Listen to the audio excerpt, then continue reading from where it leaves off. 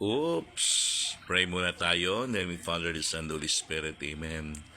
Panginoon, maraming salamat sa buhay na pinagkaloob mo sa amin sa araw na ito. Salamat at buhay na naman kami. Gawin na kaming instrumento sa araw na ito, Panginoon. Sa lahat ng aming mga pananalita at gawa, ikaw nawa ang maghari.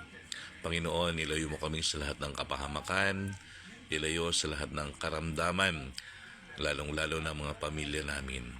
Sa araw ito, Panginoon, hinihiling din namin na hipuin mo ang lahat ng mga may sakit upang gumaling sila at makabalik na sa paglilingkod sa iyo. Gayon din, Panginoon, hinihiling ko sa araw nito na hipuin mo rin ako na maging malakas at makapatumbalik na rin na nagbibigay ng saya sa bawat tao.